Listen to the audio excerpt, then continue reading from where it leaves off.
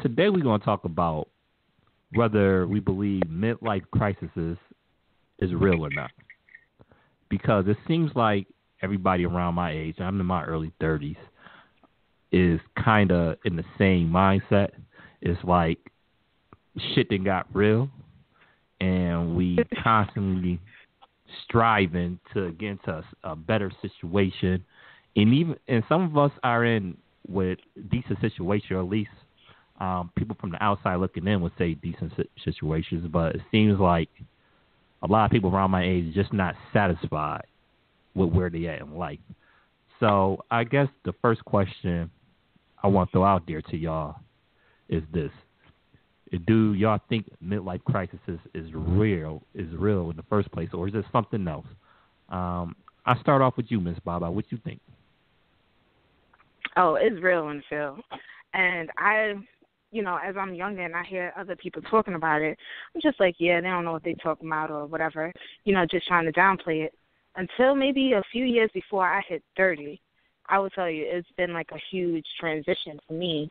And it's more so like, I guess as you get older, you put away your childish things, and obviously as you age and as you wisen up, there's certain things that change about you. And it's all good things. It's the natural progression that you're supposed to go towards, and thinking about things of, just things in the future, planning for the future. But for me, my biggest thing is patience. And I could tell you one thing, me and Mikael was just going through it. You had us in the waiting room. We was chilling in the waiting room for a little minute, and we like, oh, man, I was ready to freaking hang up the phone. But, yeah, one thing I will say that really did have a real big difference for me is my patience. I don't have as much patience as I used to when it comes to everything. It's more so like cut to the chase. Let's just get it done, because it just feels like time is so precious. Like time is of the essence. So you realize, like, especially for me, I would say as I've gotten older, it seems like the days go by so fast, the weeks go by so fast. I remember it feels like yesterday was January and now we're in June. Like, that's crazy to me. But yeah, you just feel like you just have. It's kind of like pressure to hurry up and get shit done before you get to a certain age, because you have a mindset of you're supposed to be in this certain position or, living this certain type of lifestyle, and it's just that constant nagging in the back of your head, like, what are you doing to get that done, So, yeah, that's how it's been for me, at least. Mikael, how you feeling about it? I mean, personally for me, you've reached certain stages as you progress and you get older. Me, myself, when I got into my early 30s, at first it's a little bittersweet. You be at a point where you don't even really want to celebrate your birthday because you don't want to be reminded, because you got so many people around you that make it seem like, man, 30 becomes like the new 60. Like you over the hill. Word. They make you feel like 30 is the new. I remember back, when I used to watch like television and stuff. That midlife crisis thing used to be something that you hit around 40 or 50, because the life expectancy was somewhere around 75 and 80. But now, it appears that when we're talking about midlife, what's that life expectancy for us? And I guess many of us don't see ourselves getting to that 75 and 80 and 90. You know what I mean? And I don't know if that's due to malnutrition, how we eating, how we taking care of ourselves. I'm not sure, But what I do know, many of us don't see the days ahead of us. We don't see the days ahead of us as much as we, I guess, reminisce on the days behind us. So for me, myself, I think the answer is finding what you call contentment, which so many of us in this microwave world find it hard to grasp, that contentment, being satisfied with where you at and where everything is supposed to land for you.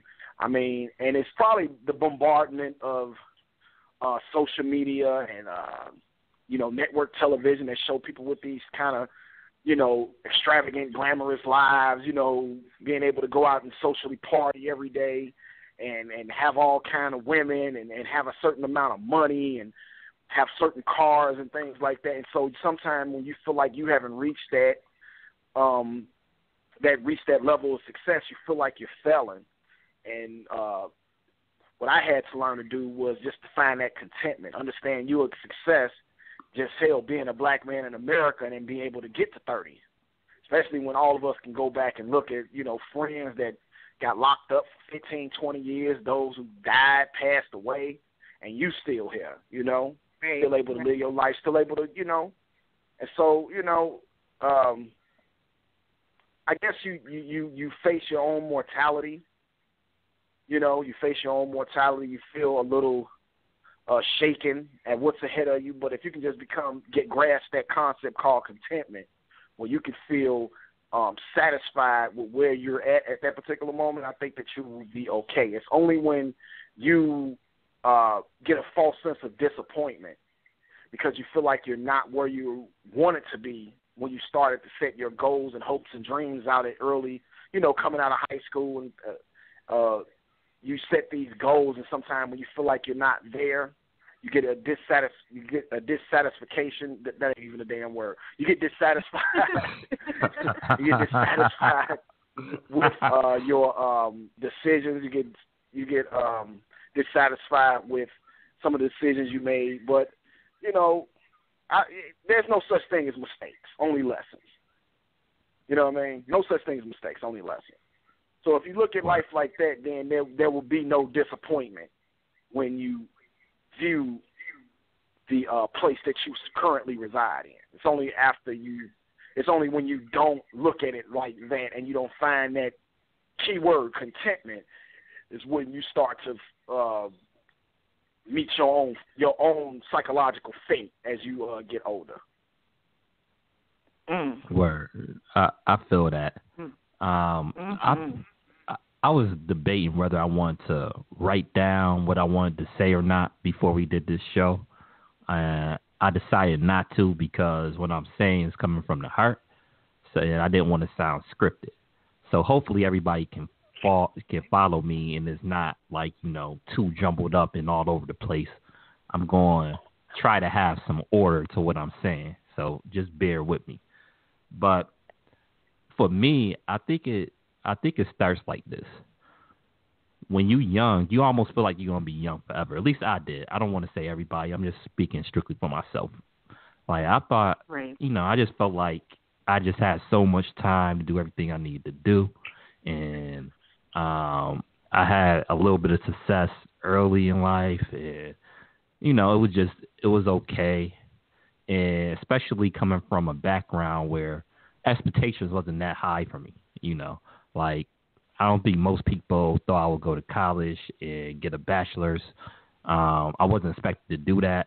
I had teachers say that I wasn't going to do that, So just me meeting, like, goals, no matter how small they were, that people didn't expect me to meet, I was kind of satisfied with that. And, I was always thinking about, okay, when I get this age, I'm going to start a business. I'm going to do this, and that. And, I was just cool. Like, I guess because my expectations wasn't that high. It was higher than a lot of people around me, but in general, they wasn't really that high. So, as you get older, when you start to mature a little bit, and you look back at decisions you made when you was younger and opportunities you missed, it almost make you sick. It's just like, man, I wish I could go back and, basically I know more information than I did back then, but sometimes seasons pass, you just have to learn lessons with it. Like, it's never too late to change, but like certain moments are just gone sometimes, and and you can't look back trying to recreate a moment that's that's not there no more. I think sometimes the crisis start with that when you just like you see like the old person in the club and they trying to hang with the youngsters, trying to live like their second childhood, like Nas said. That's why I love that Nas song, Second Childhood, because you see so many people try and live that second childhood because they were deprived of stuff that they wanted when they was younger. And I think once you get older too, you realize you don't got time is just passing. You might not have as much time as you thought you did when you was younger. And I don't even know if I want to call it a midlife crisis because I'm only in my early 30s. So hopefully I live longer than in my 60s. But it's just like Mikael said, you realize that you're mortal. You start to realize that you're mortal, and you start to basically reevaluate things in your life. And for me, it's time. Like, time is getting more critical because I got less and less time every day. And one of the things that I'm working on is I do not want to spend hours out of my day doing stuff I don't want to do. So, and I see a lot of this people in their 30s and 40s that already got locked into a career. They work in jobs that they cannot stand, but they feel like they can't quit because they have bills now. And then you look back when you was younger, like, man, if I would have just made this choice, do this differently. And I think I just want to tell people that, it is harder when you get older, but you can definitely make some changes. It just might take a little bit longer. Just slowly work to change whatever it is you're not happy about. And that's one of the things you got to do. You got to look deep inside yourself and say, okay, why am I feeling like this? And what issues do I need to address? That's one of the things that I think people don't do enough of. But I want to get y'all into it because I think I've been talking for a little bit. I just want to end with this. Just go after your dreams, because I think that's what it is too. Like, you just want to go after your dreams, and you should do it. Like, this J. Cole line always stick out to me. The only thing worse than death is regret-filled coffin. Like, he said that, I think, in one of his mixtapes. So I think that's just what it is. Hopefully I wasn't too all over the place, but I want to get y'all into the conversation because I could keep going. I could probably talk an hour straight by myself on this. But I'm going to talk I'm about sure you can.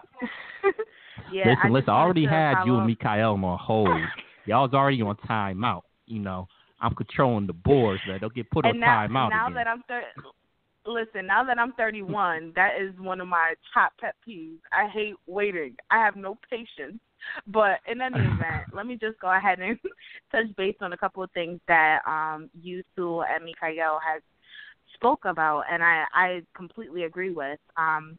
Number one, I'll say, Mikael, when you were speaking, you said there is no such thing as mistakes and only lessons, and I do agree with you, but I'll even take that tidbit and take it a little bit further and say it can only be a lesson if you learn from it.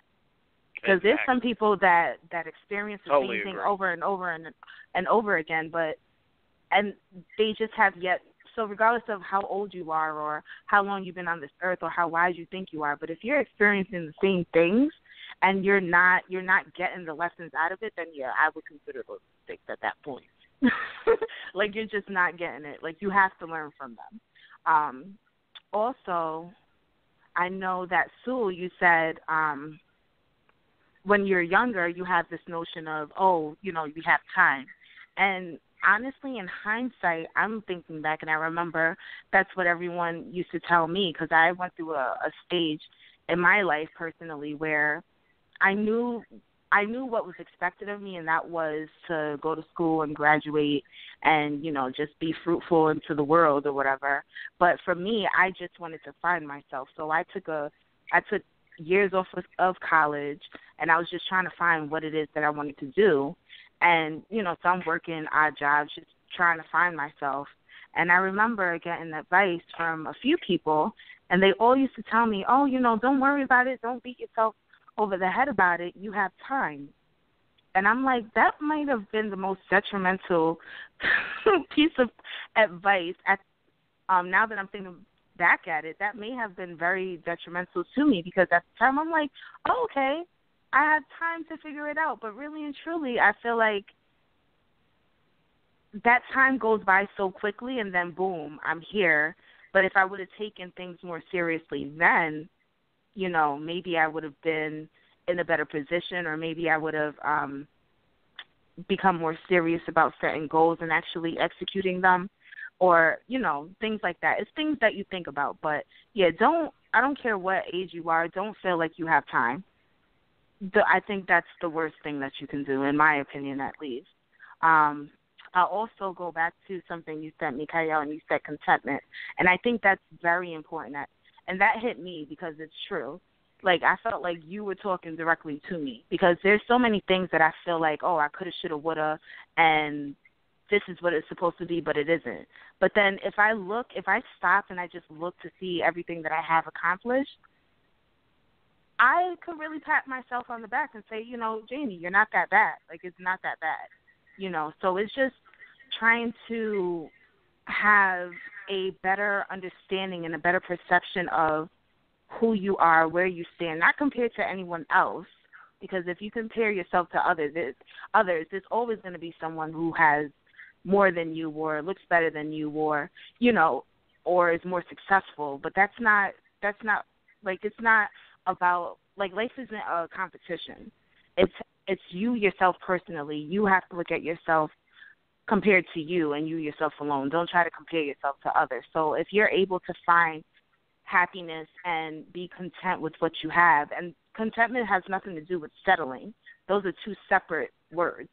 Those are two different ideologies, two different things. I will never tell anyone to settle for anything. Always go out there and be great. But to be content and happy with what you have, that is a major key. So thanks for speaking to that, Mikael.